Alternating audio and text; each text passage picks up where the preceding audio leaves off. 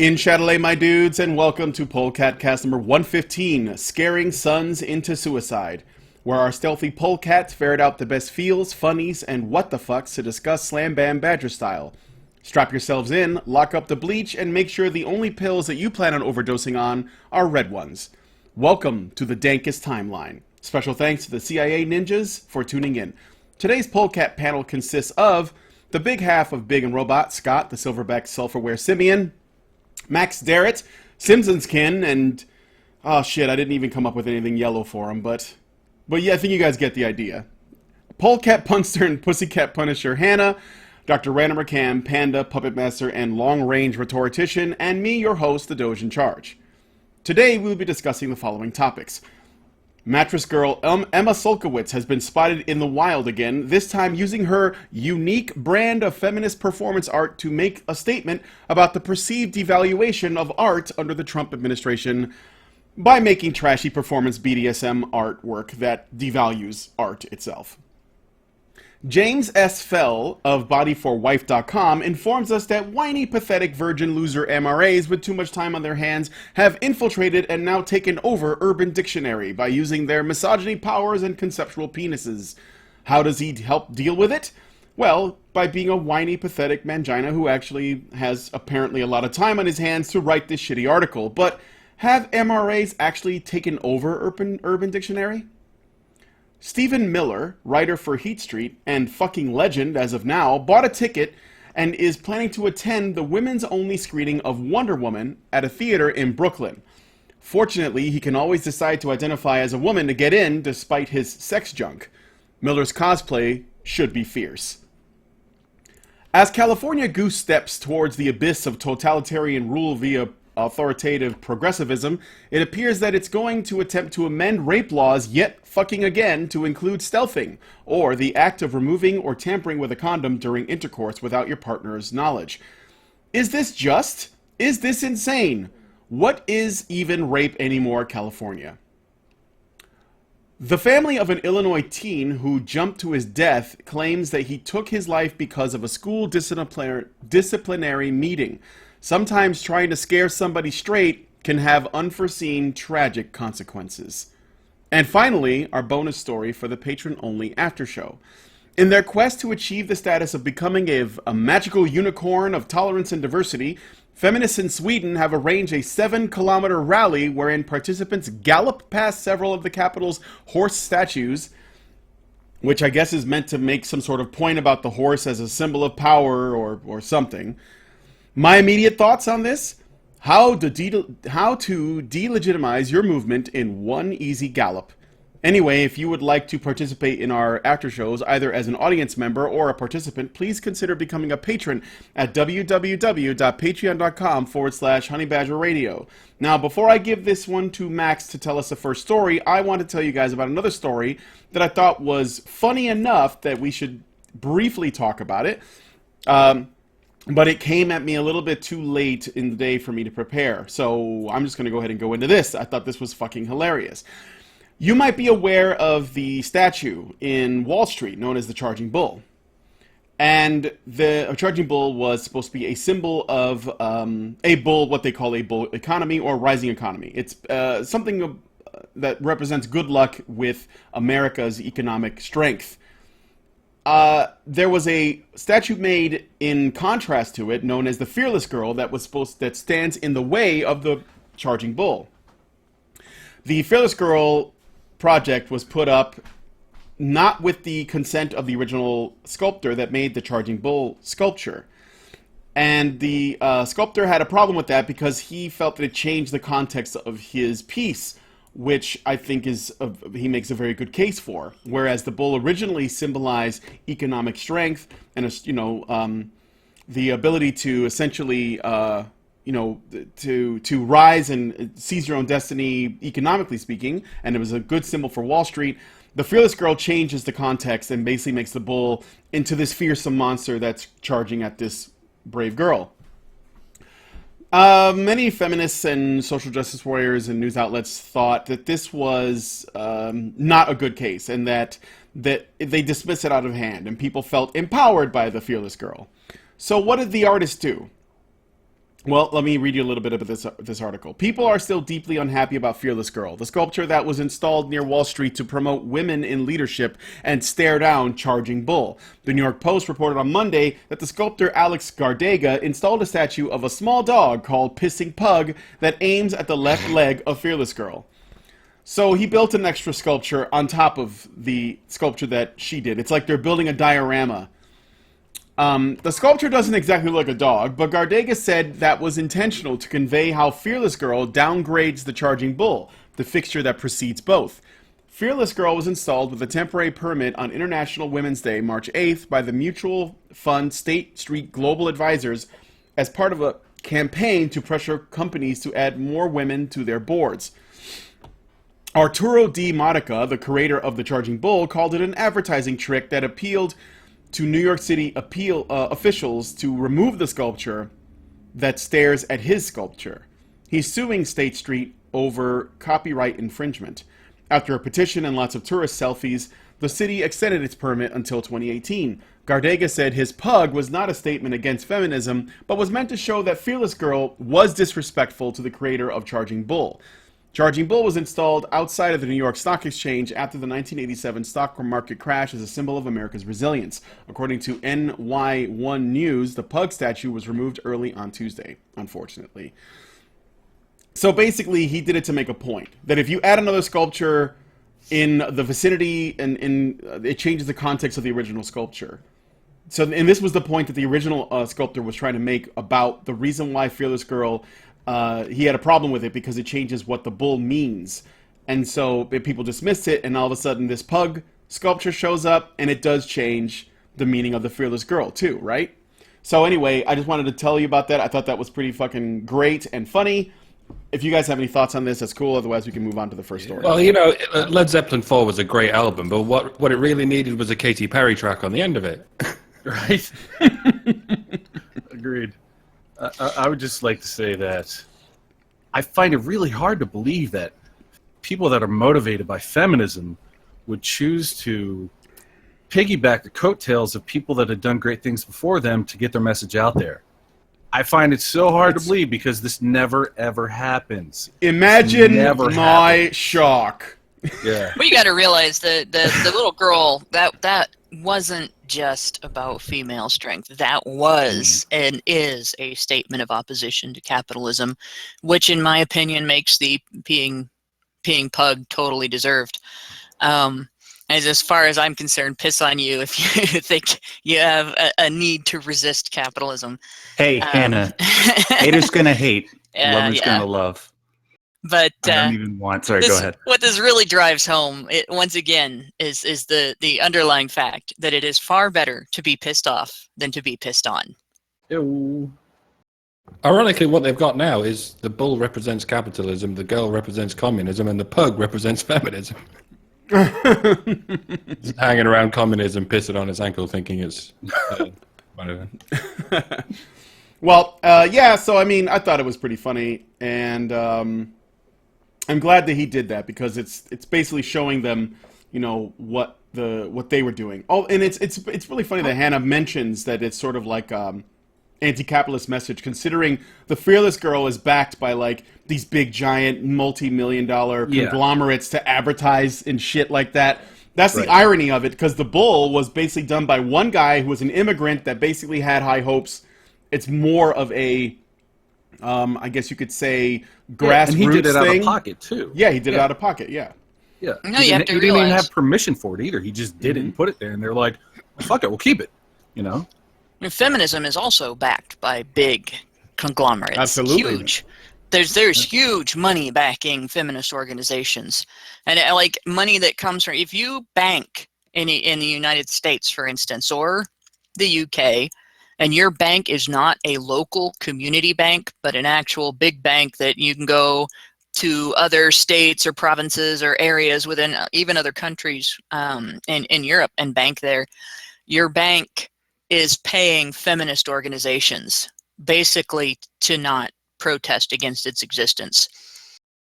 And if you shop someplace that has an international presence, the place where you shop is paying money to feminist organizations. Also, some larger. I don't know what kind of funds to call these. They're basically rich busybody funds, I guess would be the best way to put it, like the Ford Foundation and other groups like that. Also pay feminist organizations a shitload of money, and they get government funding. But yeah, it's not surprising that wealthy organizations and wealthy businesses paid to put this statue there, because they've been pushing feminism for years, decades. Exactly. All right, I guess we can move on then. I just that's all I wanted to say about that. So, Max, why don't you tell us about Emma Sulkowicz, the return of Mattress Girl? Oh, jeez. So, yeah, you know how they're always like, well, you know, sometimes rape victims, they don't act supposedly how rape victims act. Well, I'll tell you this. From what I understand, rape isn't pleasant, and any sane person would want to avoid things that make them relive that trauma, right? Well, you'd think. So, more famously known as Mattress Girl, Sulkowicz is back in the news, topping her past maniacal exploits.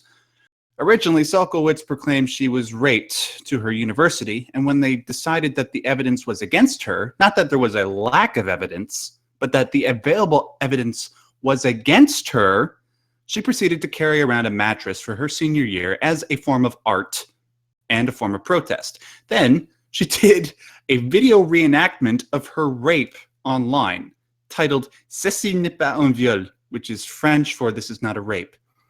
Now she's doing BDSM as performance art. No, I'm not kidding. So at the Elizabeth Foundation for the Arts Project space in Manhattan, you know, I'm guessing this is like a hipster postmodern section of Manhattan, she presented a piece called "The Ship is Sinking." She describes her piece in her own words.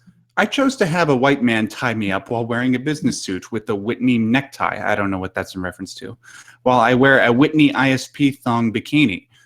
We're acting out this sadistic, masochistic relationship between the institution with all of its financial power and this program that wants to be political, but can be really because it's being tied up by this institution."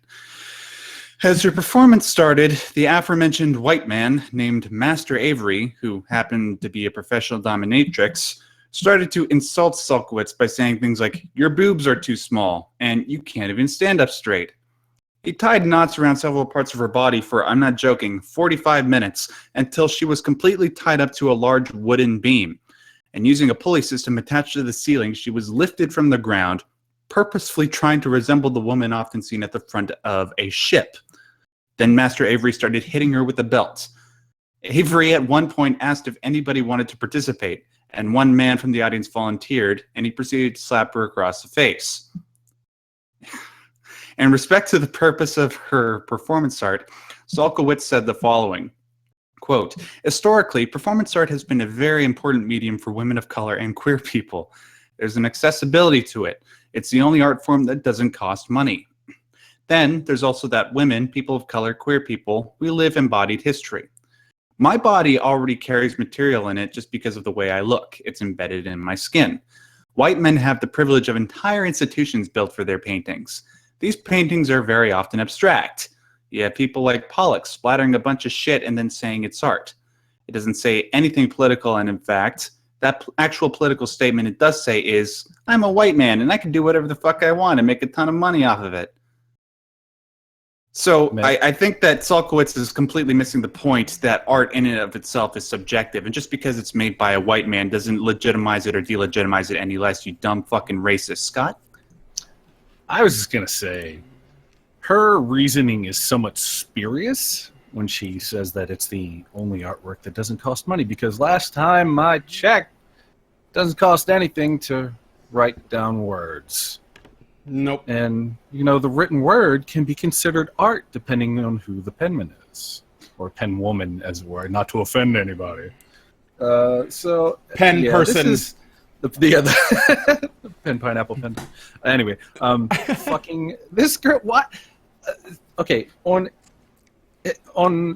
one hand, I'm kind of like I like that we talk about stuff like this sometimes, because it exposes the ridiculousness of some of these people.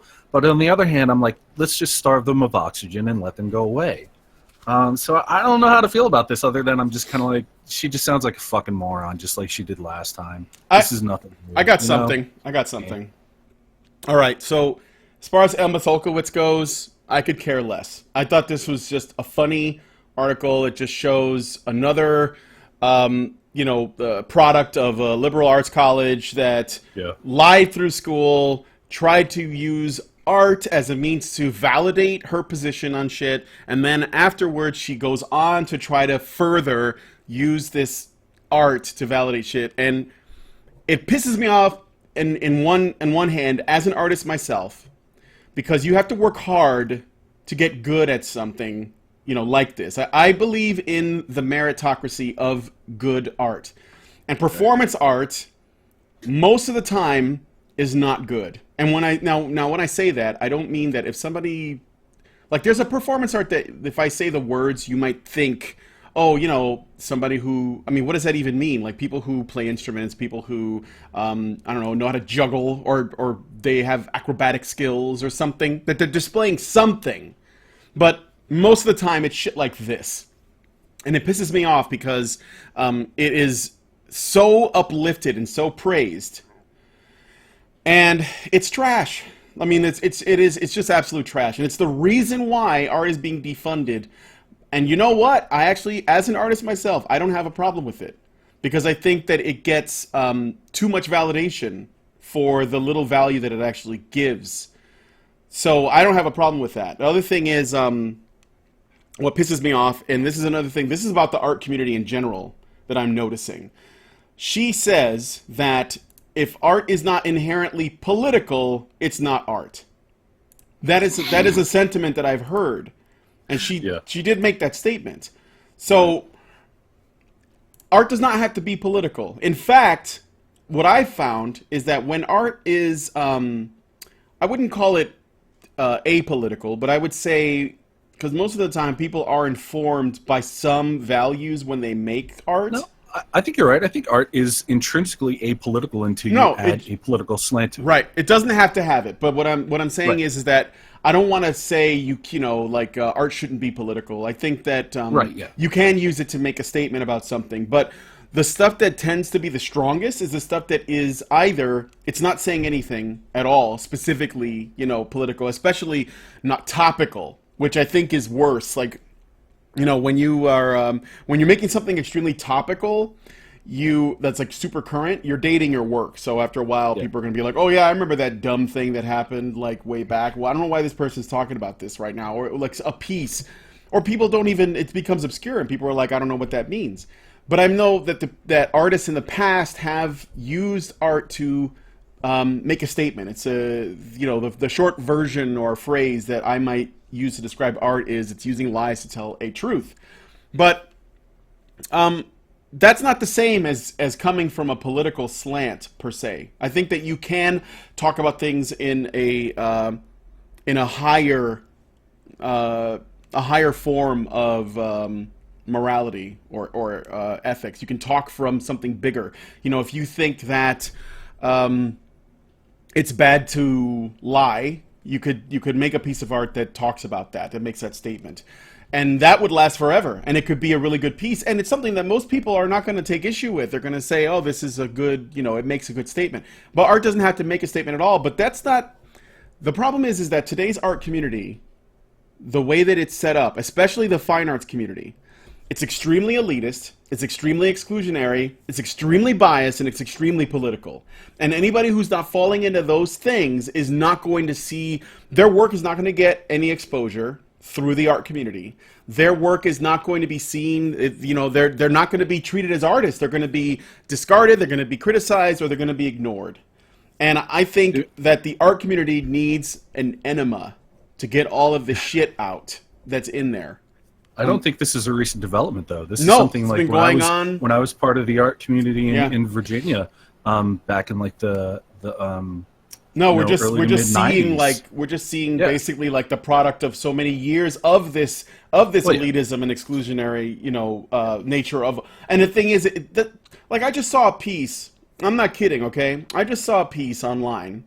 It was a fucking wedge of cheese with hair like pasted to the top of it, almost like it's Trump hair, I think, and it's inside of a case, and that was it. And I'm like, there are people that have studied anatomy and painting and working with, oils and acrylics or sculpture or on computers or whatever, that are never, their work is beautiful and it will never see the light of day in a museum, and meanwhile here's a fucking hunk of cheese with hair on it. What the fuck is this? And I know what it is. The person who made that knows people, and it's that, and also he's saying something that everyone else in the community want to hear. This is why, and this is the ultimate what it comes down to. This is why it pisses me off that Emma Solkowitz is getting news at all.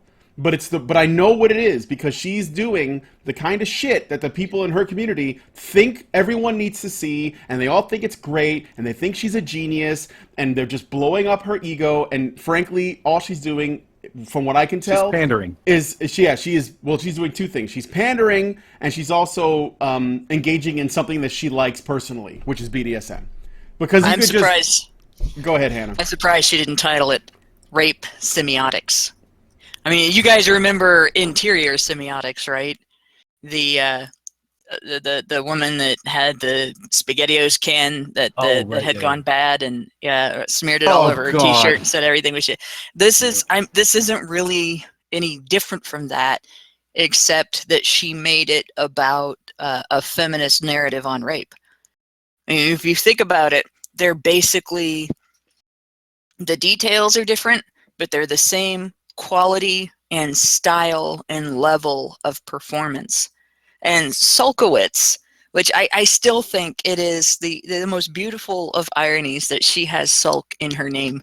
That Solkowitz, despite having not been raped, she was not raped. What happened to her that she filed a complaint at her university for was not rape. But despite the fact that she was not raped, she's literally living out exactly the response to it that feminists want women to have. She has allowed her belief that she was raped to take over her life, and her experience based on that belief takes her life over completely. She has made it a major part of her identity.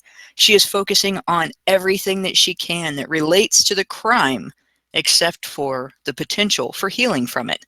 She is using it to further a political narrative.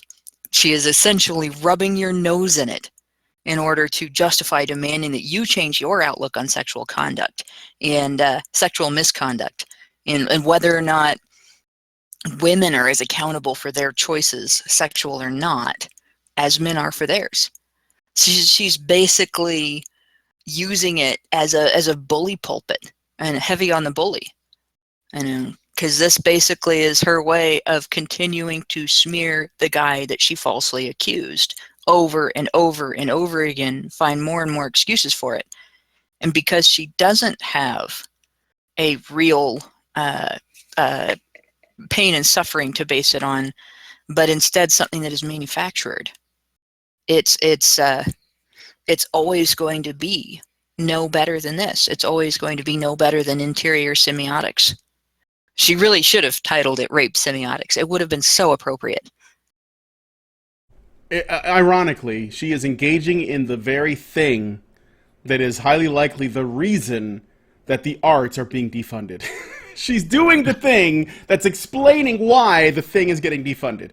Because I don't really know what the reason is, but if I had to guess, and as an art person myself who went to art school twice, okay, I know that there is it is not producing people who are going to bring a lot of value to society. They're going to end up baristas or retail whores for their whole life. I mean, most of them. I'm not kidding. Very, very, very few are actually going to make something with their artwork. And most of them are going to end up taking, low-paying jobs that don't require a lot of skill, or they're going to get their shit together and go learn trade or something. But most of them are not going to do the thing that they spent $80,000 to do.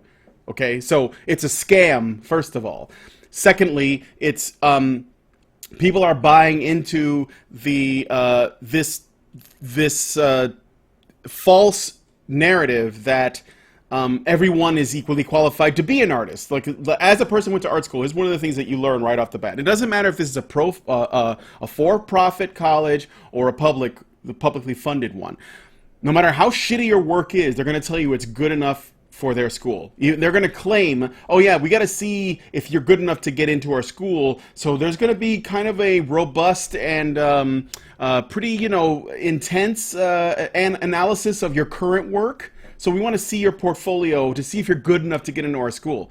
And I remember I went and I brought the work that I had done, and I was actually really nervous, because it was mostly doodles I did in sketchbooks and stuff that was on ditto paper. I mean, I was like 18 years old, right? I didn't keep a fucking sketchbook. I was just drawing on whatever. And I just took my favorite things and I brought it down there. And they loved it. They said, oh, this is great. I think that, this is perfect for you. I think you're a good fit. This is good enough. And then they let me go. And I was like, holy shit, I passed their, I got past the fucking board of judges and I got to go to art school. And then I started meeting other people in art school whose work was like, it was shit. It was so shit. And I was like, how did you get in here? Like, I thought that they were, these strict fucking art Nazis that wouldn't let anybody in. And I said, can you show me the, portfolio that you had to show them to get into school?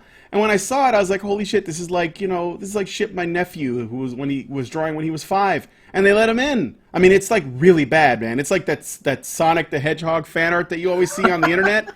It's like Spooderman, So, but they let him in. And the thing is that they let him in and they tell them you can be a pro, and you can make it, even though these people have absolutely no potential. But they want their money. And I'm telling you, it doesn't matter if this is for profit or not. They're just selling these ideas, and they're putting ideas in the heads of these kids, and they go to school, and then what happens while they're in there is they become politicized, which is another thing that happens. And then it's basically like, well, you know what, if your artwork isn't good, that's not important. What's important is that you're trying to change the world with your work, no matter how good it is, no matter how shit it is.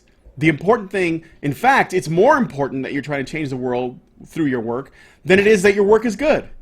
And so, a good way to expose that would be for two people to apply to the same university. One of them very well trained with some innate ability and everything, but with artwork that overtly expresses a conservative message or a libertarian message, and the other one with like kindergarten grade quality artwork that's obviously social justice stuff. Oh yeah. And see if they let one in and not the other one. Oh, which it is most of the time, and that's just it. Like, without, because I don't want to drag this out too much. I know we got other stories to get through, but I think that the art industry, the art education complex, the museums, the gallery owners, the whole thing is just overblown, overinflated, and full of garbage. Like, it's basically mostly art made for other artists to look at and say,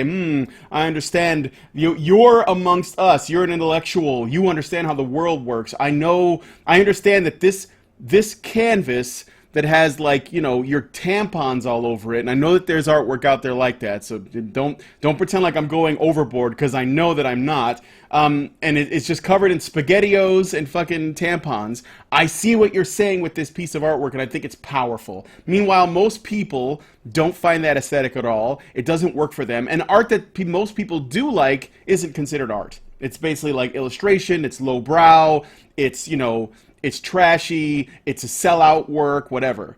So, yes, I'm okay with the defunding. And I'm sorry that Emma Solkowitz isn't happy about it, but you know what? It's time for you to get a real job. So, I'm sorry, you'll be happier if you do. Figure out a trade or a skill and go after it, honey, because you are not an artist. You're just not. So, you go find what you need. Prostitutes pay twice as much as what you're doing right now. Yeah, you Sorry, can go make ahead, Mike. big money as a cam girl. I'm sure somebody wants to watch that. Oh. I thought of a thing to say while everyone else was talking. Like, saying art has to be political is like saying art has to be historical.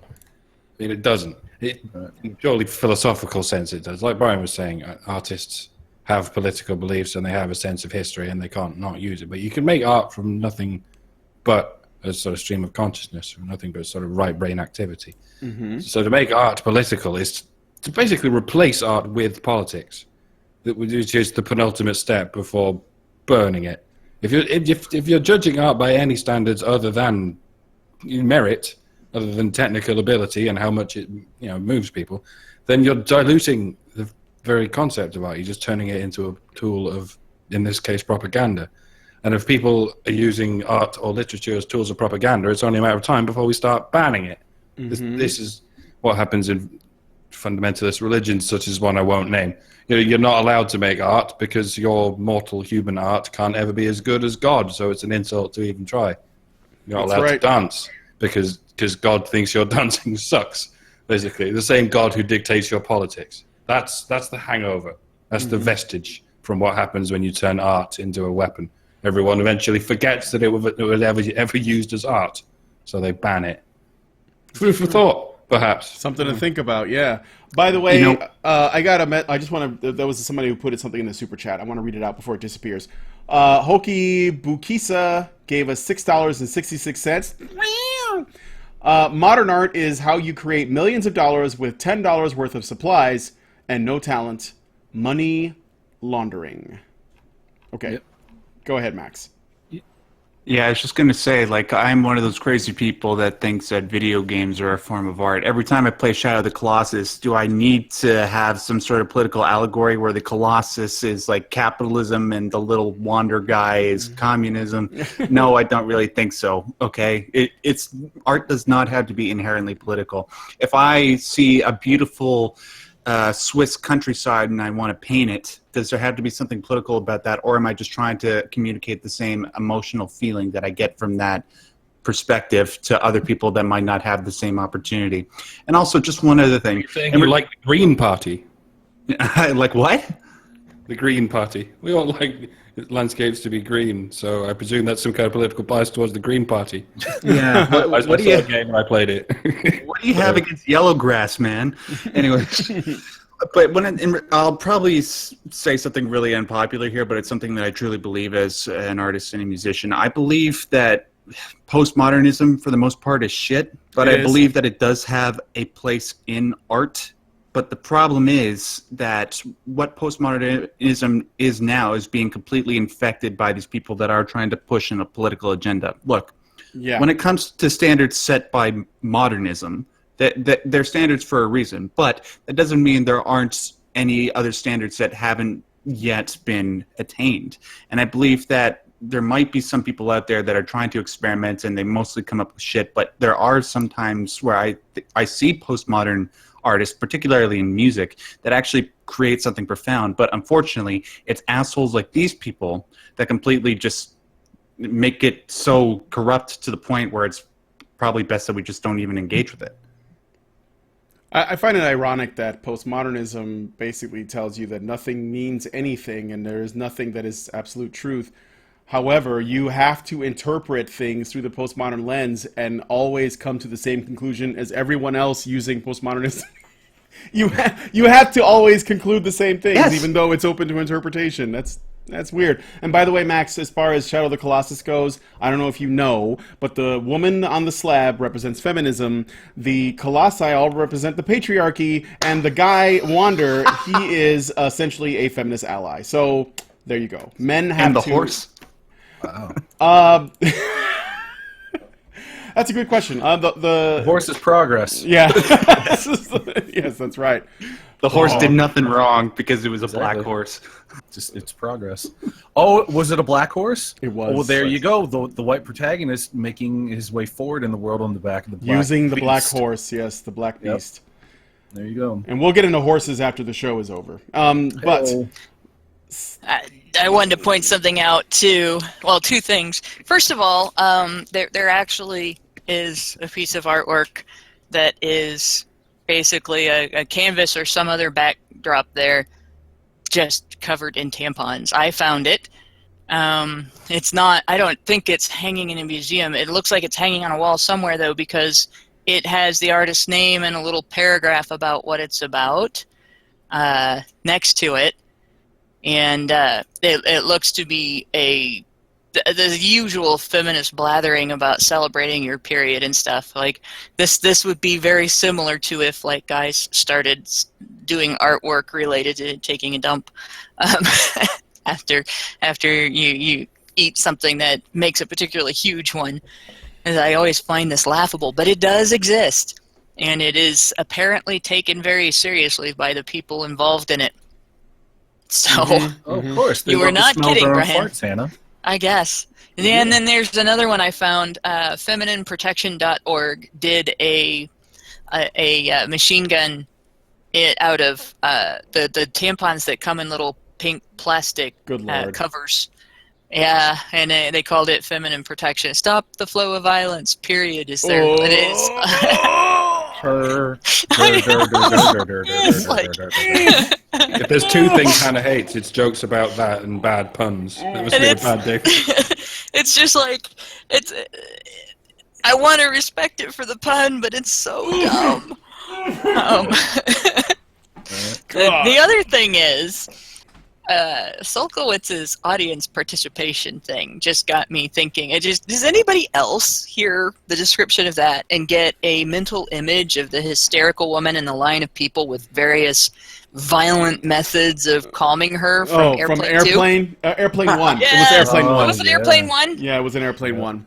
I keep attributing the she coffee gets thing slapped from by Airplane 2 Leslie. to coffee Yeah, to first she Airplane gets slapped by Leslie Leslie Nielsen. Nielsen, and then the next person Yes. slaps her and shakes her more, and then the next person like punches her, I think. The And beer's mom Yeah, comes up. somebody, you see them lined up, and there's Yeah. somebody with a big old wrench and somebody with a gun. and a bomb. And Yeah. We should have been there to do that. Yeah. She's gonna get the wrong crowd, and one of these days. Good Lord. All right. Let's go on to the next story because I can't take any more of this shit. Scott, Urban Warfare. Give it All to us. right. Founded in 1999, the website Urban Dictionary served as little more than a fun waste of time. The site allows users to add and define words or phrases, some of which more contemporary dictionaries wouldn't dare touch. Others use the Others then vote up or vote down these newly defined words, with the highest voted ones winning the honor of being displayed more prominently than its rivals. Since its launch, Urban Dictionary has become a good source for picking up cutting-edge internet slang. At one point, IBM decided to upload the entire Urban Dictionary to their supercomputer, Watson. But after the machine began swearing incessantly, the new lexicon was promptly removed. The Urban Dictionary has also become an unlikely battleground of sorts recently in the battle for men's rights. Several of the more controversial definitions, such as misogynist, rape, feminism, and MRA, have received popular definitions that many feminists do not approve of. It seems that not being content with ruining the Oxford English Dictionary, feminists have now set their sights on doing the same to the Urban Dictionary. But where it was much easier to make the Oxford English Dictionary kowtow with pressure from feminists in academia, the fight against Urban Dictionary won't be that easily won. Yeah, it's because it's so easily edited. And a good example of this is if you look up the name Scott, the top definition says they're a guy who has really big dick. So There you go. I don't. Or if you look up Richard Slinger, you'll see the many contributions I've made to Urban Dictionary. Oh, jeez. At your own Peril? what's the word I'm looking for? Peril. There you go. Thank you. Oh man. Yeah. Why are they going to do this? Why are they going to be so dumb? Why are they going to go after a thing? Why you that's gotta both be so defining dumb? Seriously, it's like, cash me outside, right? I mean, come on, dude. Like How this about is like. that?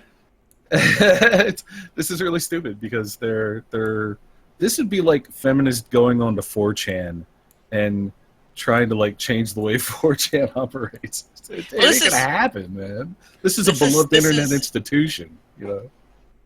What's the next Tay? I ship it. Okay, go ahead, Hannah. Yeah.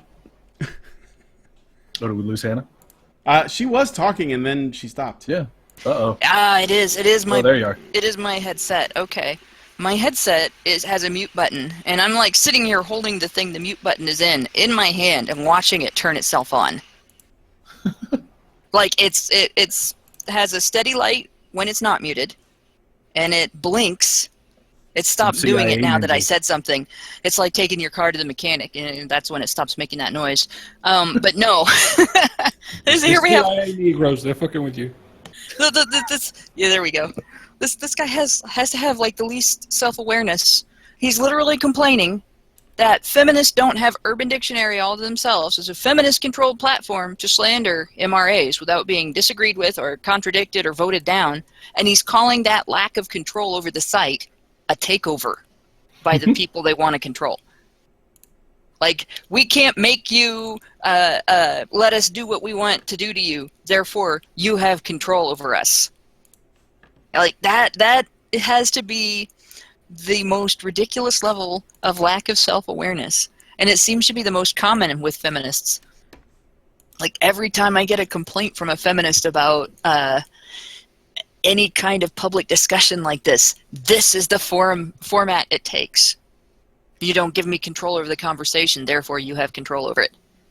The conversation being free and uncontrolled is you having control over it. Yeah, it's pretty retarded. Yeah. It's like it's just this crushing level of lack of understanding of what control is.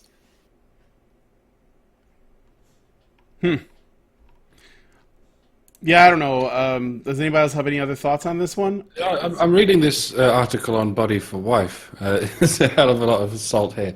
Yes, apparently, quite a bit. definition 17 now is the one that used to be number 1, and it's acronym for a group called Men's Rights Activists, a bunch of whiny pedantic morons that think there is some vast Illuminati feminist conspiracy, while seemingly ignoring the fact that their own gender runs the majority of the world.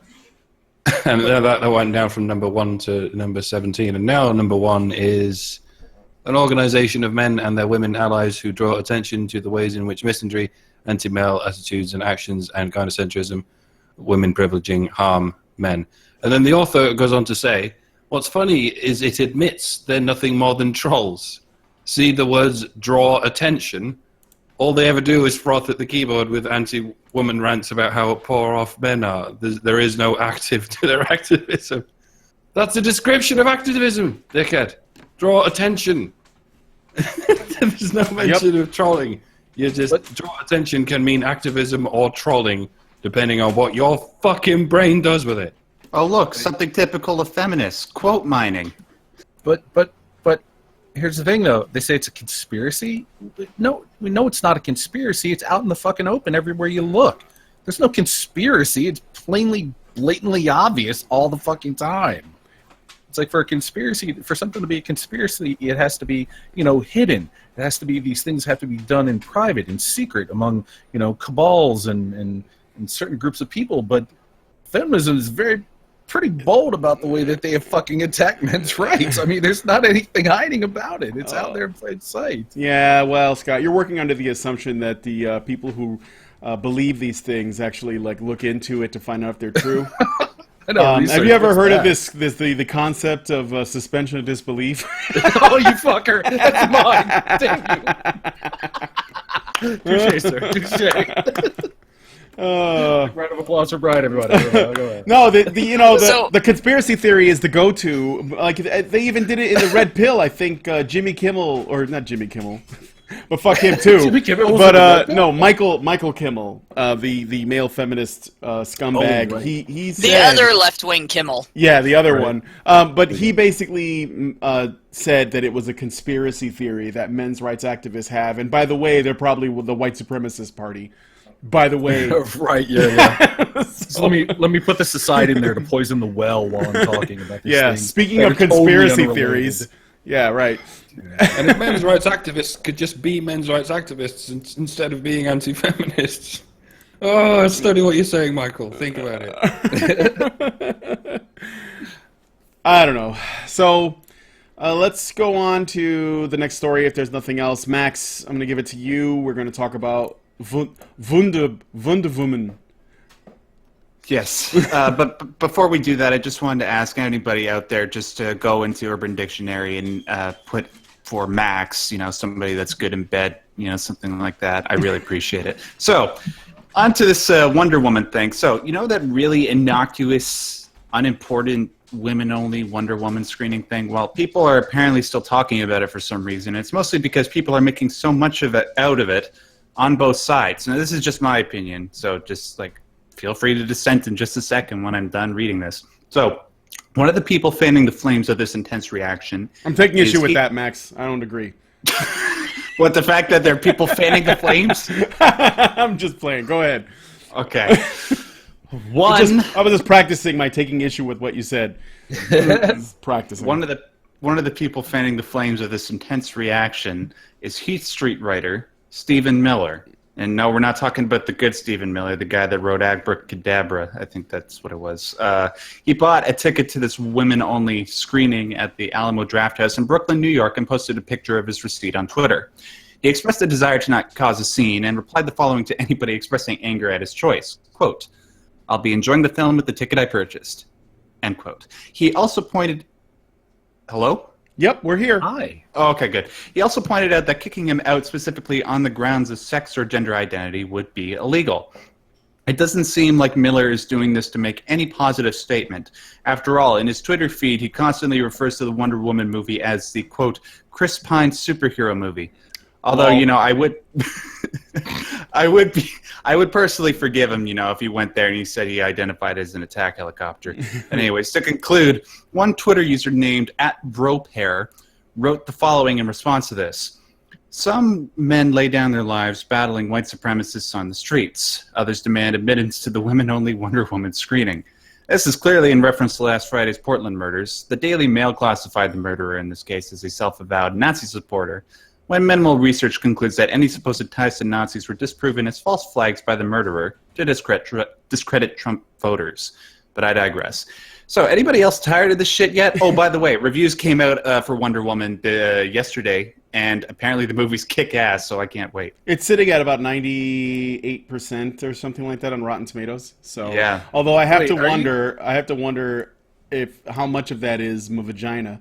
But Yeah, I was gonna say, how many of these reviews were from these women-only screenings? well, I don't know. I'm It's gonna a be good honest. question. I can't bring myself to go see that movie in the theater. Like, I grew up with the Wonder Woman TV show, and I was never like I've said this before. I've never been a real big superhero comic book fan. Like, I like the Hulk, I like Spider-Man, and Wonder Woman's okay. But each of those were for different reasons. Like the Hulk, I identified with the temper control issue quite a bit, so I found inspiration there. And Spider-Man was the same thing. I identified with the personal accountability issue. That is a thing that's been very emphasized on generational terms in my family. So there was something there that that's enough for me to like that particular superhero, and the cartoons that came out of that and everything were great.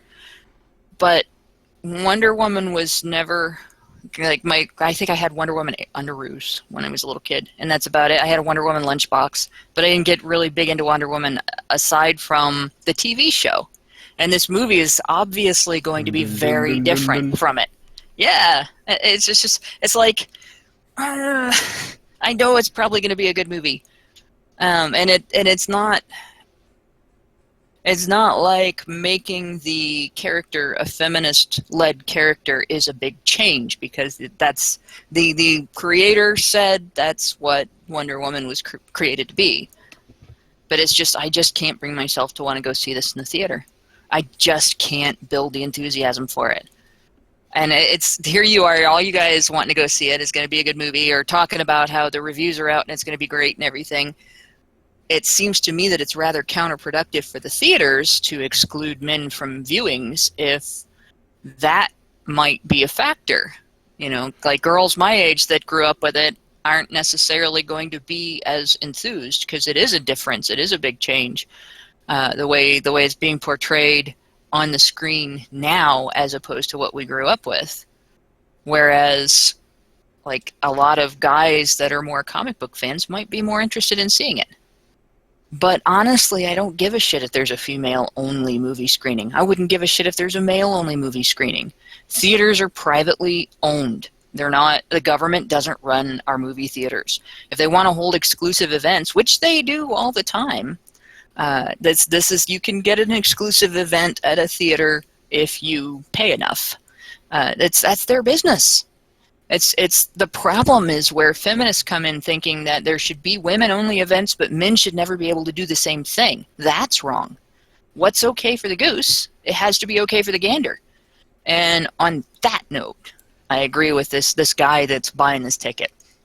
Although, to be honest, his response is overboard. But then again, so is the response of his detractors. Because, like, one guy making a big deal about a little thing, like one exclusive showing he disapproves of, doesn't constitute the movement-wide protest that they're portraying it as. Mm-hmm. So it just seems like you get one person, and honestly, the female-only screening itself is blowing things out of proportion too. So this is just like this long continuing line of people blowing things out of proportion. And Which it never really happens. blows. Which never happens. Yeah. I want to. Oh, go ahead, Scott. I want to say something, All but right. you go first. Okay, cool. Well, this is something I noticed the other day because I've been looking around for something about this movie because from where I'm standing, I've seen a lot of radio silence as far as this is concerned. One of the first things I did see about it, though, was on Slash Film, and there's an article. I put the link in the thing there for you guys to have a look at. But the title of the article is "A Bunch of Insecure Men Are Upset Over Women-Only Wonder Woman Screenings." And, like, you know, when I look to journalists, I'm going to use this term very loosely in this case, but Let's when I call look them to that people for now. Right. When I looked at people that are purporting to, you know, engage in the act of journalism, I generally want them to be, I don't know if it's completely realistic, but I want them to be as objective as possible and not really wear their biases on their sleeves, which this How Tran Bue has apparently, you know, and it's like, this is unnecessary. Why is she starting out this article? She's obviously got a fucking bias against people. She's pissed off and she's writing this fucking article.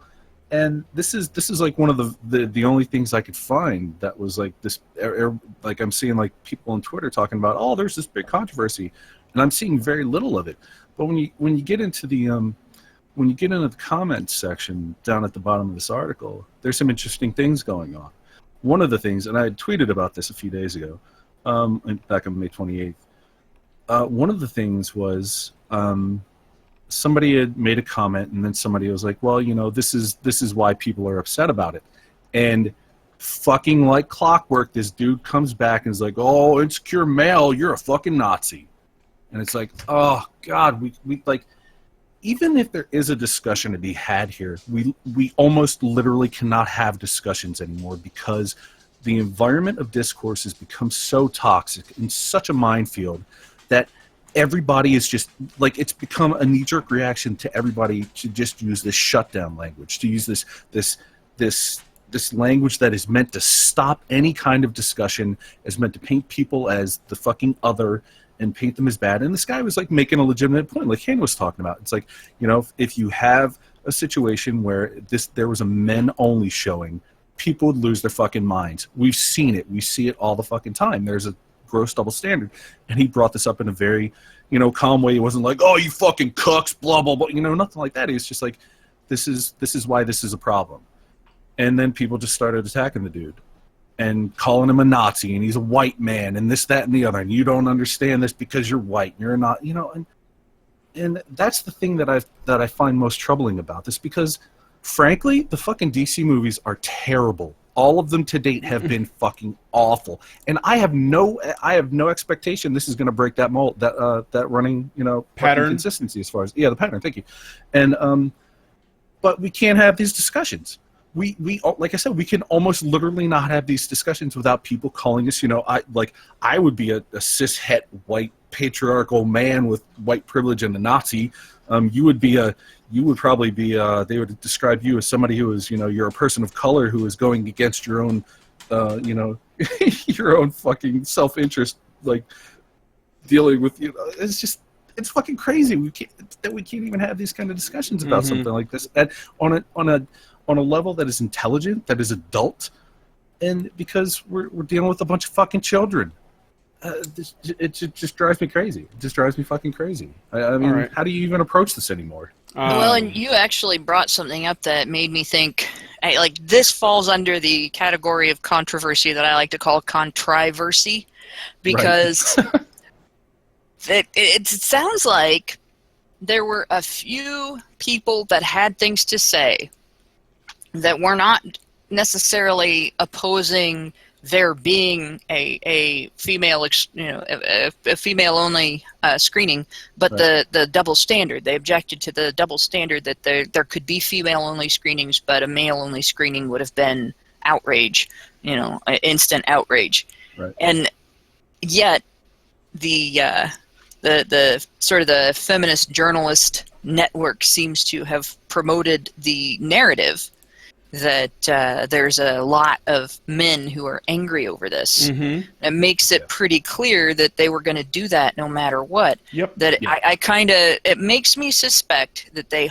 decided to host these exclusive screenings just for women and girls, specifically to get this kind of response, not as a solidarity thing or a, enjoy this feminist movie in a female context, in a female-only environment, that kind of thing. But let's see who we can piss off. Who can we make angry with this? And then use it to sell the movie.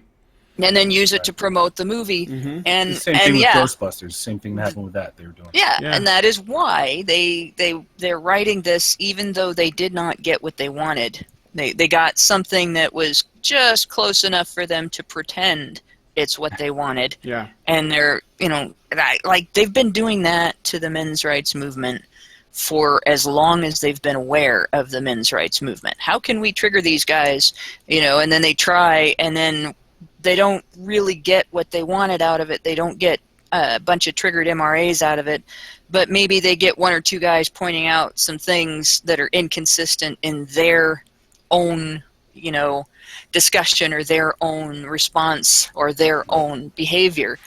And that they have to paint that as these guys being triggered. Oh, yeah. And it's just like, if that's the selling point for the movie, that just cements my not wanting to pay to see it in the theater and deal with the back pain that I'm going to have after I sit in theater seats for 2.5 hours. Or however long it takes. Go ahead, Max. Go ahead. I was just going to say, from what I understand, there's a popular movie reviewer on YouTube named Chris Stuckman, and I watched his review of the movie earlier today. And what he said was that unlike Ghostbusters, where he notes that pretty much everybody who was a man in that movie was treated poorly, apparently the movie Wonder Woman is actually very equalist and doesn't have any of that identity politics crap. Just thought I'd mention that. All right. Well, I mean, that sounds good. We'll see. And I well, that would be at least one thing in common with the original Wonder Woman that I remember. Wonder Woman that I remember, the guy may say feminist, but her behavior was egalitarian. Mm-hmm. She might have pointed out more where women face hardship or inequalities in some areas, but the behavior was egalitarian. Well, she did, women who were bad were held accountable for their behavior too, that. And that's why a lot of her villains were also women. Yeah, and it's just gallery. One of the reasons I worry about modern hands on this particular superhero, as far as whether or not I'm going to like the superhero, is that I know that seems to have dramatically changed, and so if it turns out it's not like that, I might enjoy watching it, but I'm still not gonna. This is not worth what it takes for me to go see a movie in the theater. Right. Well, I just wanted to speak to the crux of the article itself briefly with what Stephen Miller is doing. I think it's hilarious, and all he has to do, honestly, is identify as a woman, and he can go. And I think he should have just done that. He's look, I know that I don't look like a woman. I was assigned male at birth. I should be allowed to see this movie because Wonder Woman is where I get my strength from. And she makes me feel feminine, if you guys don't mind. And then there probably wouldn't be any shit at all. But, because they couldn't. That would just be a double bind. Yeah, oh shit, York, what do we do? But I think he's going to stir shit, so that would destroy his purpose, right? Yeah, here's the thing though too. In New York it's illegal. They can't discriminate if he says that. He can sue them. And I know that he's there to stir shit. He works at Heat Street, and I think that's the purpose. Right. But I think he is trying to make a point. As far as what I think about, we talked about this in the Breaking Badger. We already talked about the Wonder Woman screaming, and I actually mentioned the same thing that Hannah did, where I thought this could be a case of, drumming up controversy in order to try to sell more tickets. And they did that with Ghostbusters. They also, to a degree, they responded by doing it with Fantastic Four, the one with Michael B. Jordan, that they were basically like, oh, you look at all these racists. And then, Michael B. Jordan was like, well, I think they should just watch the movie because it's going to be good. And then it turned out to be absolute trash.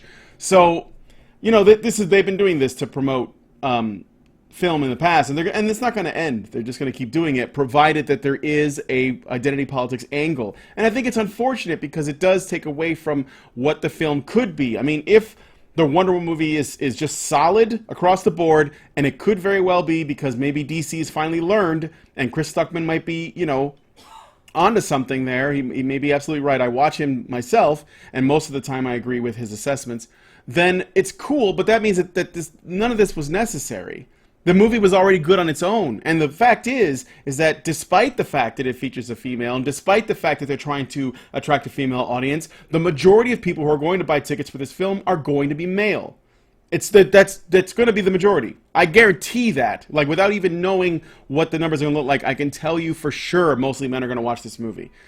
And so, it's sort of a little bit fruitless too, but hey, whatever.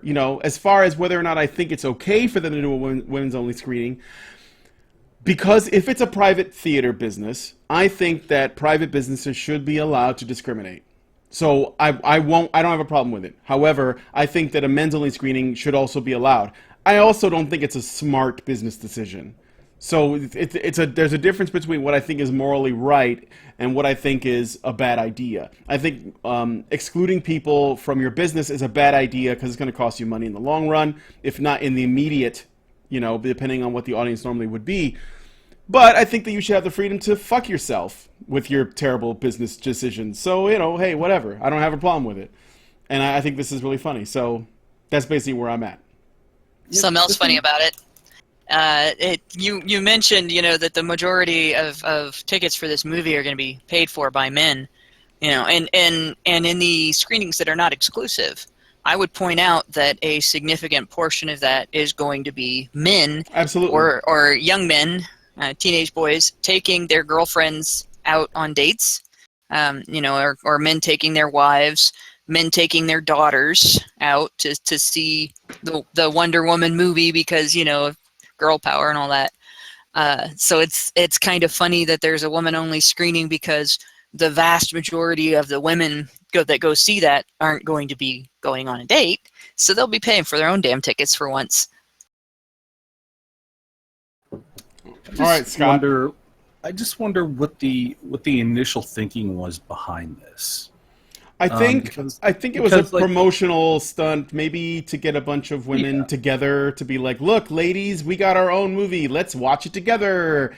Well, I think that might be the reason. It also could be a decent gimmick to get women to come see the movie if you say, our theater is going to treat you special, come see it here. But I guess here's the thing, though. It's like, I can't imagine that they didn't see this being an issue. I can't imagine that they didn't see this coming.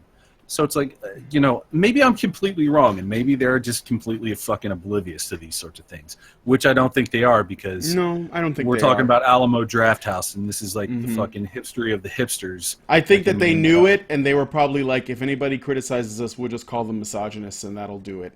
Right, and then the women will agree, and the white knights will come out. So right, Alamo Drafthouse also owns Mondo, and they also own Birth Movies Death, I think it is, which I don't know if you guys remember who used to work there, Devin Ferrasi, polarizing character in the news recently. But there's no way that they didn't know that this was going to court controversy, and I think that they probably did do it just for that. I mean, it's like, oh shit, we're going to get attention for this. We're going to stir some shit up. And they're poking the bear is what they're doing. And I stuff like this really bugs me because it doesn't help anything. It literally doesn't help anything at all. It causes fucking problems. Like you said though, but you bring up a good point though. This is a private business and they can technically do what they want. But there are, like as we were discussing before though, there are certain laws in place in New York that kind of make that so I don't technically do that depends on what New York's laws are, but I mean, like, right. I think that in most places private businesses normally are allowed to do these things, but here's the issue that I have, because I know that I've seen situations and there are stories of other businesses that have discriminated against people because it's what they want to do, or they just don't, it could be religious reasons, whatever. And those people have like had, you know, the hammer of social justice come down on them hard. And in a way, it can be difficult to defend them because maybe you don't like what they're doing in terms of their discrimination. But if they're not allowed to discriminate, then there will be situations where you're going to see a double standard. And people are going to, you know, use that in other ways. For example, you know, briefly to touch on this as an example, there was the gay wedding cake incident from a while, or the gay pizza place, or the place that didn't want to cater to the gay wedding. It was a pizza place, and then they shut the business down, you know, with all their outrage and shit. And the bar, the bar in Texas that didn't want the gay people to come in there. Whatever it was, right? Numerous instances. And you know, and in my opinion, as a freedom-oriented person, I think that they should be allowed to do it. However, I think that they should reap what they sow as a consequence of that. So if you say, well, we're not going to serve gays at our, you know, bakery, then you put a sign out there and let people know, and then watch how fast you guys don't. You know, you're going to have to close your doors because there are going to be people who say, well, I refuse to shop there. And I think that's how things should go. But if you don't, and you say, well, we're going to use the government to shut you down, or we're going to threaten your life, or we're going to, you know, maybe vandalize your business or something that isn't done in a voluntary way that basically brings force and violence to the table, then you're going to run into situations where your progressive stack politics that doesn't actually have any basis on universal principles or universal morality is going to be put into a situation where you don't know what to do. So when, like, for example, one day there's going to be a Muslim bakery that opens up, and there's going to be a Jewish guy that's going to want them to make something for his bar mitzvah. And when they say, no, we're not going to do that, then what are you going to fucking do? So, you know, it's like we got to, like... you got to be okay with it, but you also have to be okay with discrimination on a level that will allow the free market to basically figure shit out on its own. And usually it does, because most people don't like people who discriminate. So they're going to vote with their dollars. I got to point something out, and there's a distinction here that's very important. The bakery that didn't want to serve I think it was a gay couple, not a lesbian couple, but a gay couple specifically. They were willing to bake a cake. They were willing to decorate the cake, and they were willing to sell that cake to that couple. They were not willing to write on the cake what the couple wanted them to write on the cake.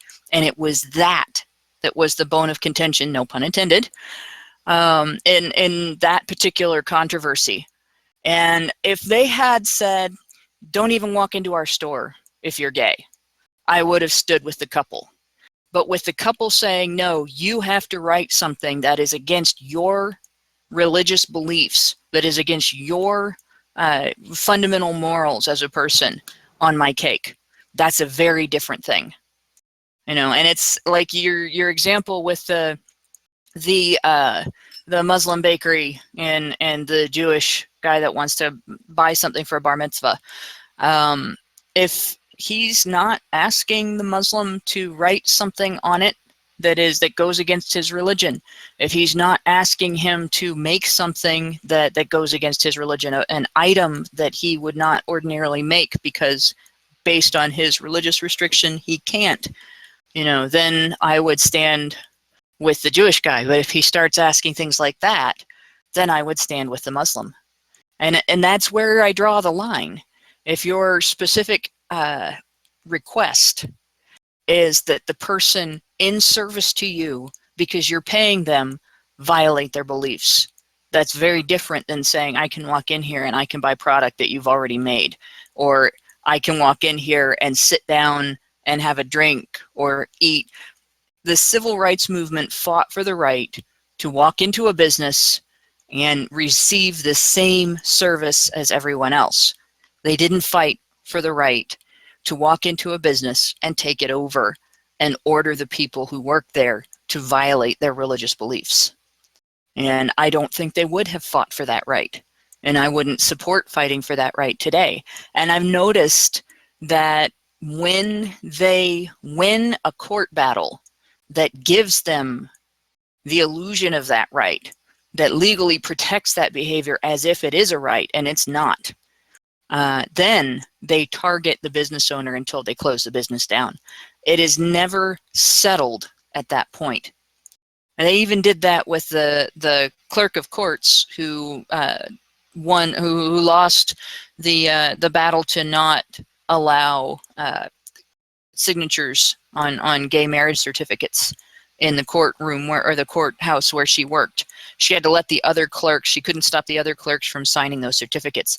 As soon as that was handed down, as soon as that ruling was handed down, gay couples from all over this state, other counties, other cities that had their own courthouses that they didn't have to go to her courthouse, traveled clear across the state, north, south, wherever, to get to her courthouse where she worked and demand that she personally sign their certificate. Waited in line to demand that she sign her certificate. And that's harassment. I don't care if she is the worst bigot from hell. It's still harassment, and it's still wrong. And that's the difference. And you know, it's Greg Schumacher in the chat has a point here. So if I walk into a bakery, he says, and ask for a swastika on the cake, does this mean the bakery must do it or get sued?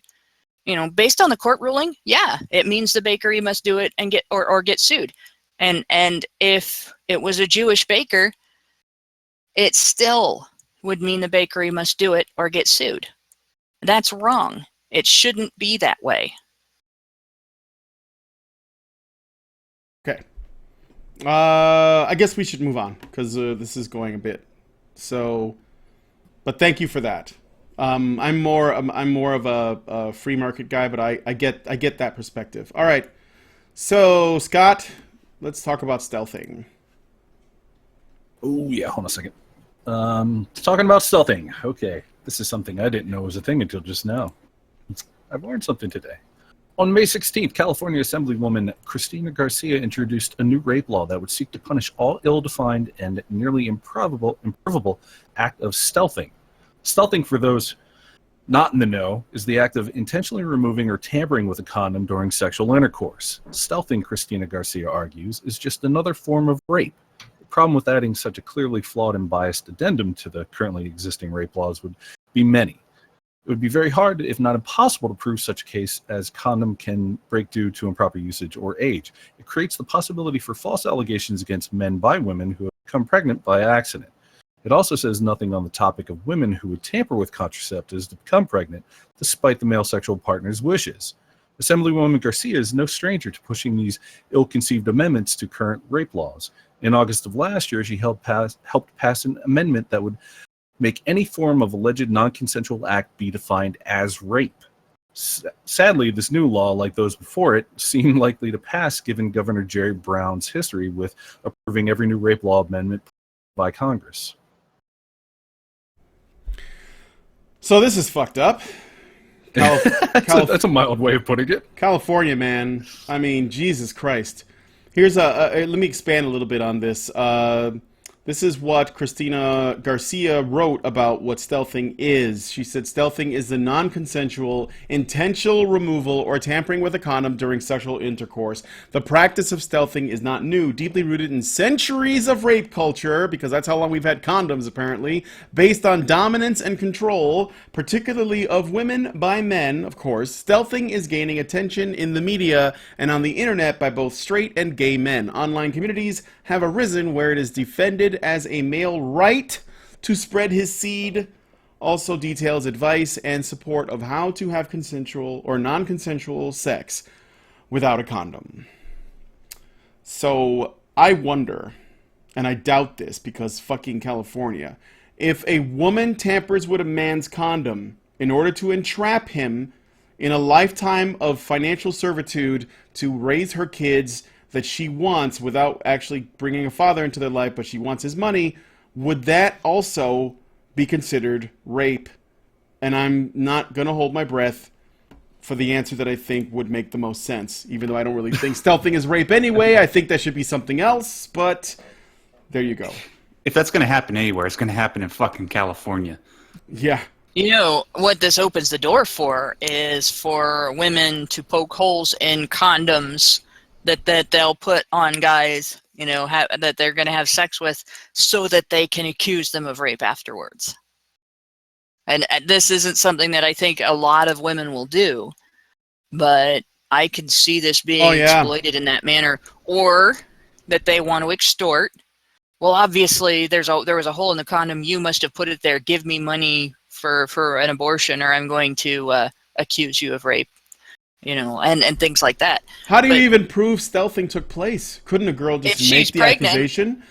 yeah, if she's pregnant, Okay. and he says, no, there was a condom and I didn't remove it, but she's pregnant anyway, then the court may very well just assume that he did something to the condom, even though there's a small chance with condom use of getting pregnant anyway. They are not 100% effective. And like my whole rant, I'm not going to repeat my whole rant from before, but I will say this. If anybody in the California legislature wants to sink this amendment, all they need to do is say, I'm all for this, but it has to be genderless. So it has to include all forms of birth control. All birth control sabotage must be defined as rape, or none of it can be defined as rape. It can't just be condoms. Ooh, that's good. That's why I'm all for that myself, actually. Though again, You know, California. in fact, California listeners, write your legislators, particularly the Republican legislators, because they're more likely to listen to you on this specific topic, and point this out. Mm-hmm. That any birth control sabotage should be treated the same as any other birth control sabotage. And if they're going to define the sabotage of the one type of birth control a man has, besides actually getting rid of his fertility, then they have to do it with all of it. Naughty Design in the live chat says, film everything. It's actually funny that you should mention that. The next story is going to be sort of related to what your statement is, and it doesn't end well. So just know that that's also could be a problem. And Joey Jojo gave us $2, thank you, and he says, sex robots have to happen. This is ridiculous. Well, I don't know. I like my pussy the old-fashioned way myself, so. But yeah, I understand the sentiment. So, so the Justice for Men website does make mention of what Hannah was pointing out. It says this biased new rape law is problematic for several reasons. One, it does not address the fact that women often tamper with birth control and condoms to get pregnant on purpose. And two, it is extremely difficult to prove whether someone tampered with a condom or simply used a broken or expired condom by accident, or if the condom just broke during sex. That's happened to me before. You know, I broke them. You know, maybe, and they weren't even cheap. They weren't the cheap ones. They were decent. And number three, it opens the door for false allegations and criminal prosecution by women who have accidentally gotten pregnant and want to blame men. And there are cases where women, many cases, this is very common, where women get pregnant and they don't even know who the father is because of how many dudes they fucked in that window of time that you're fertile. And so, then they go on Maury Povich. Yeah, and then they end up on Maury Povich trying to figure out who the father is. And they become like regulars.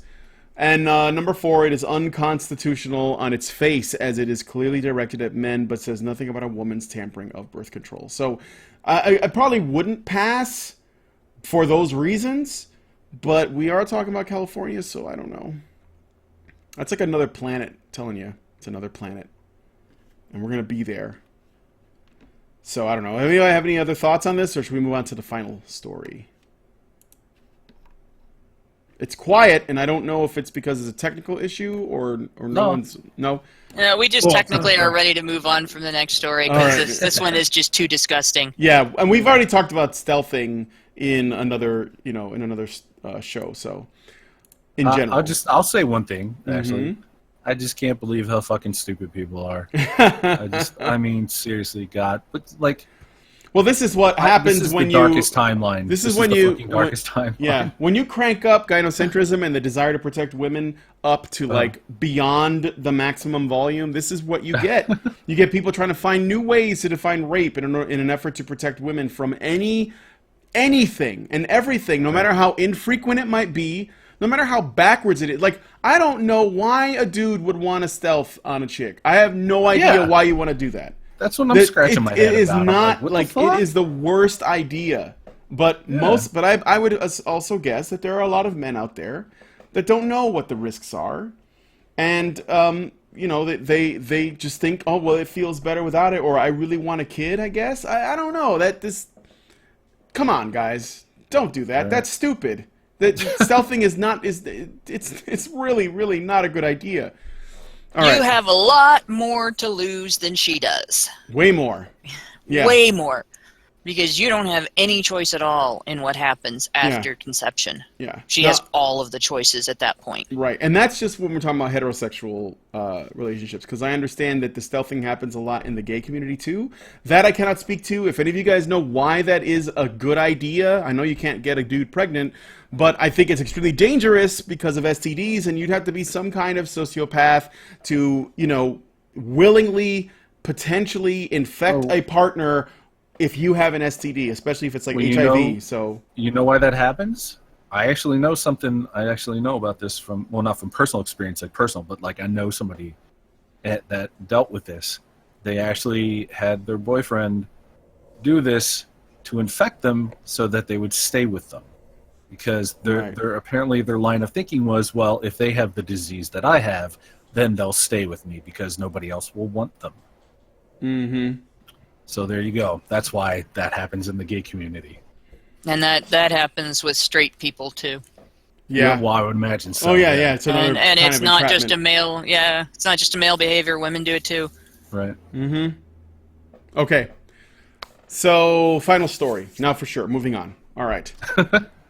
Scaring sons into suicide, which is basically our title story. So, an Illinois family, not far from where I live, in the Naperville, which is a suburb of Chicago, an Illinois family is claiming a school discipline meeting scared their son into suicide.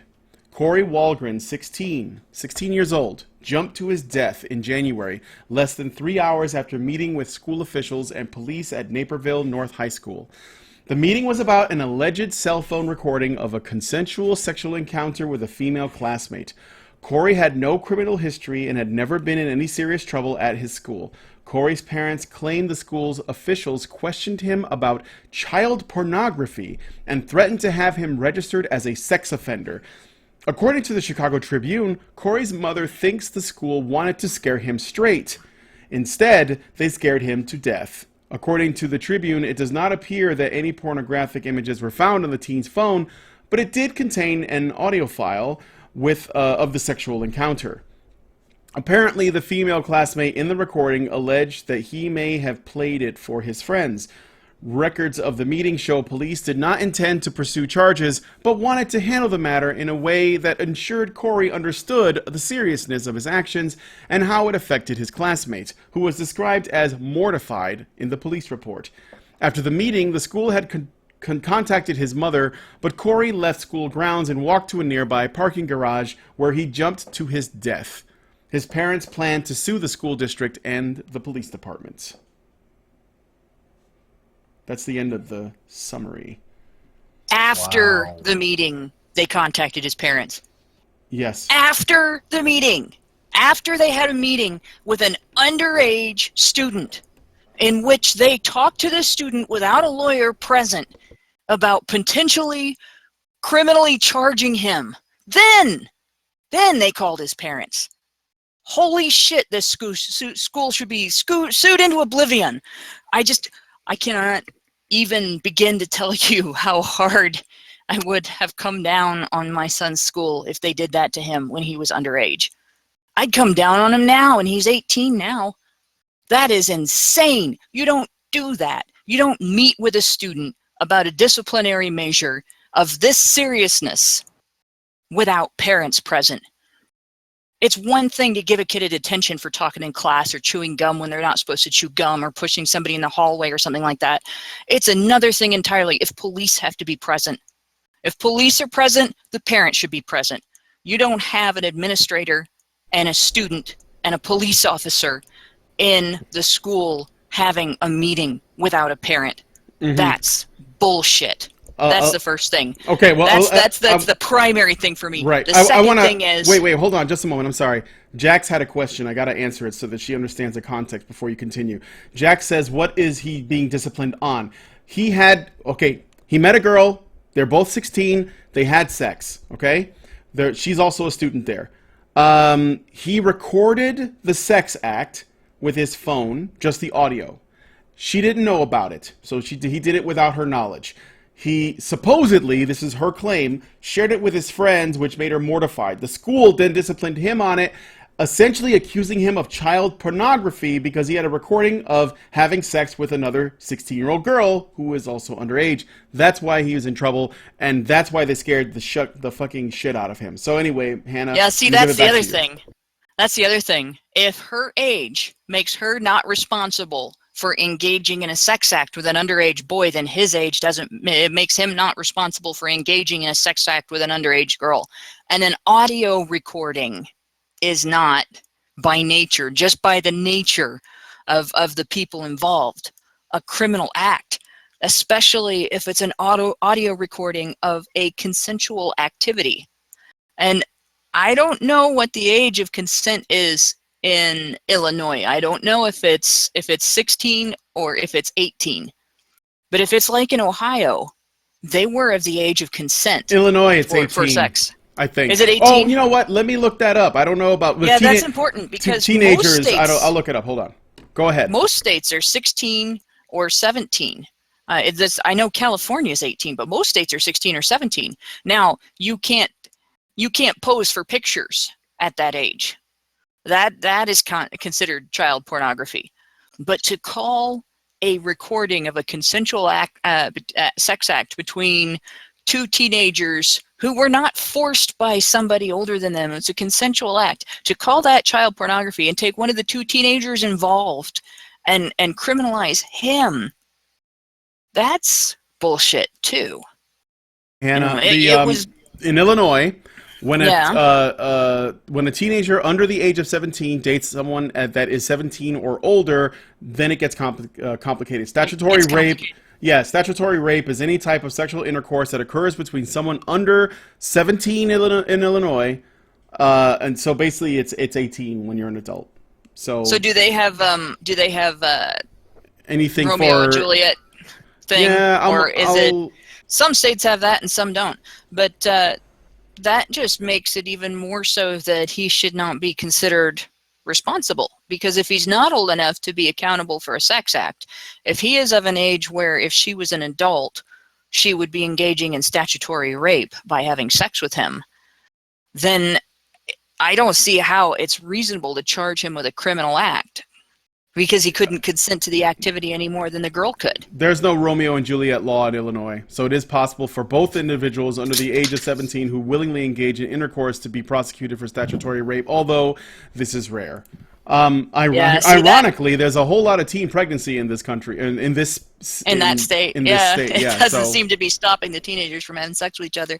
But that's true in Ohio too. I mean, Ohio has the same issue where there's quite a number of teenagers impregnating each other here in the state, and there's actually a whole network of crisis teen pregnancy centers that is sort of built around what are we going to do about this problem, because it's not slowing down. But the thing is, like, child porn laws were intended to protect children from predatory adults, from people who take advantage of children's inability to say no because of their authority. Being adult makes you an authority.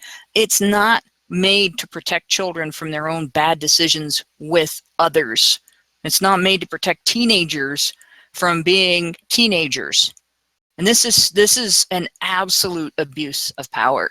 And to be honest, whoever made the decision to have this meeting without a parent present and then scare the shit out of this kid like this and then send him out to walk home by himself in an area where, well, even if there wasn't any obvious place where he could have committed suicide, making that decision should have led to somebody being fired and possibly facing criminal charges himself or herself. I think the person that made that decision, should be charged with child abuse. So Jax had another question. She said, "How is it possible that both kids who are both underage can have sex, and only he could be like essentially accused of pedophilia? How can It's you not be just underage?" possible. Well, It's yes. common. It's common. Mm-hmm. And there's been controversy over it in the past with there were two separate incidents in the same year. One was an 18-year-old who was an 18-year-old man who was with a 14 or 15-year-old girlfriend, and he was caught with her, and there was a manhunt for him actually to charge him with statutory rape, even though it was on its face the activity was consensual. Only she wasn't legally capable of consenting. He knew she was underage. He was getting charged. But there was, I think in Florida, a similar incident that involved two girls and the 18-year-old. The 14-year-old's parents wanted to charge the 18-year-old, and there was a huge protest, and people called it anti-gay. They actually treated it like it was an attack on the fact that they were the same sex, rather than parents trying to prevent their 14-year-old daughter from being taken advantage of sexually by an older teenager who had reached adulthood. So on one hand, you have when a guy does it, he's guilty of a crime, and when a gal does it, she's not. And on the other hand, what that basically means is that society still considers men in terms of capacity for accountability, capacity for culpability, to be superior to women. And feminists were the ones backing that. Yep. Click Accept says, "Are you confused? The issues are unconnected. It's because he made a recording of it. If he had sold it, it would be child pornography." No, I'm not confused. I'm aware that they're accusing of child pornography. But the fact is, as a person who is not old enough to consent to the sexual activity in the first place, I don't think he should be considered culpable for anything that stemmed from him consenting to that activity.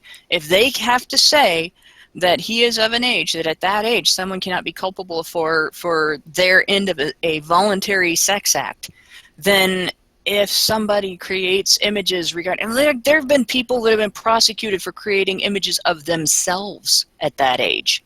That's the first thing. The second thing is, according to the law, it doesn't matter if you sell it or not.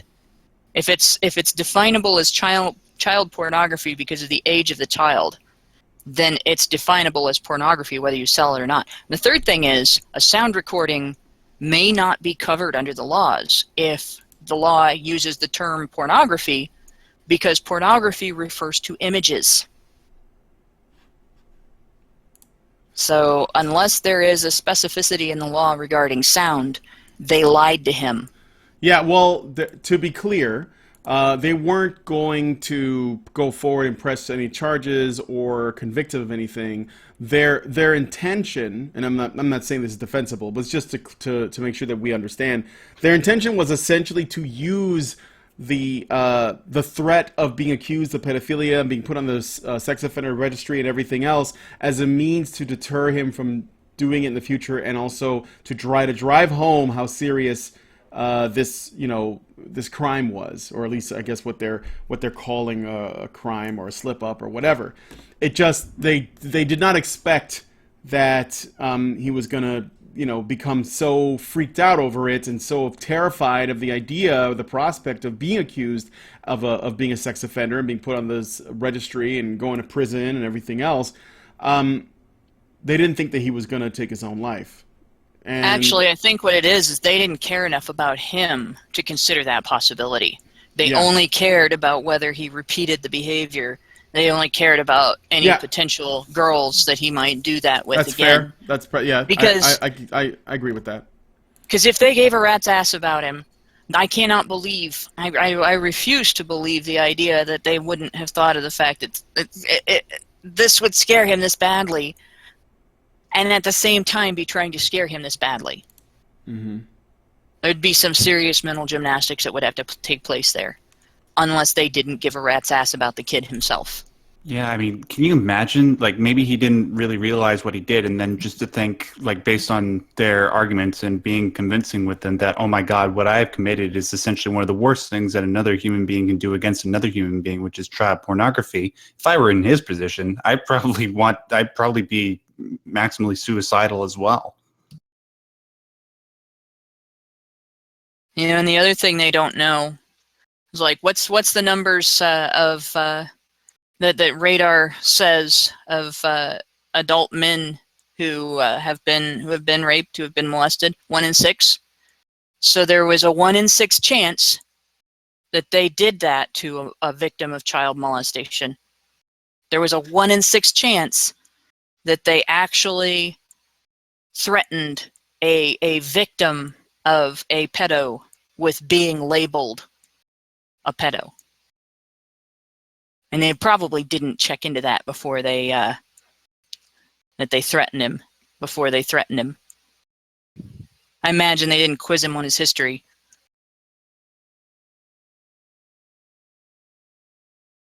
Yeah. Does anybody else have any other thoughts on this? I don't know what else to say. It's terrible. Well, it's one of those things that didn't have to for happen, and there it's should be clearly a legal call action. for reform, Yeah. and like reform that standardizes the rights of accused students. In a school system, in a public school system, a student accused of something that, whether they're being charged or not, could lead to criminal charges, should never be met with police without a parent present. There should never be a disciplinary meeting with a student accused of something that serious without a parent present. Ever. Mm-hmm. All right. Well, I don't know what else to add. I guess we should just take it out. Go end the show. Unless, again, if you guys have any other thoughts on this story or any of the other ones we already went through. Just write your legislators, write Yeah. to the Department of Education, write to the president, write to your state legislature, write to your Yeah. governor. I think That's Illinois. I think Illinois should have some. They should have Romeo and Juliet laws because teenagers are fucking. So, Everybody should have Romeo and Juliet laws. Yeah. Okay, got a comment here from Eagle Tarian. He says, "Give that panda some honey, Jack," and gave us $10 American because he is the Eagle Tarian Murica. So I think $10 American and Australian money. That I think we could work with that. How much is a honey Jack bottle? Is that? It's more than that, but I'll improvise. Sounds like it's worth more than that from your description of it. It's delicious. It's good shit. I like liqueurs though. All right, so we're going to go ahead and wrap up the show, but I'll give you guys a little bit of a peek at what we're going to talk about in the after show. You can't make this up. Women protest patriarchy by pretending to be horses and galloping around the city. This is activism. Turn them into glue. Make something useful out of them. There's definitely a masturbation joke in there somewhere if you know anything about women and horses. Oh boy, yeah, we're gonna get into some of that. So yes, friendship is indeed magic. We will be going into the after show, but I want to thank my co-hosts for coming on. Thank you, Max, Scott, Mike, and Hannah. And I want to thank you guys for watching. You guys make this possible. Thank you to all the people who donated so handsomely to our super chat, as well as Patreon and Feed the Badger. I think we're still working on another goal. Like, we're trying to get to Anaheim. So if you guys can help us with that, that'd be great. We also, most of the other stuff's been covered. and we should be good. We're going to Australia this weekend, so there will not be a Polecat for a couple of weeks, although Max will be keeping you guys company with occasional pop-ins, so keep an eye on the channel for breaking Badger news Simpson shorts. Skin Takeover, baby. Yes. Oh, shit. And so thanks again for coming on the Polecat Cast, and thank you for everyone who helped me do the write-ups. We will talk to you guys later. Join us in the after show. You know how to do that. Go ahead and become a patron. Otherwise, we will see you soon.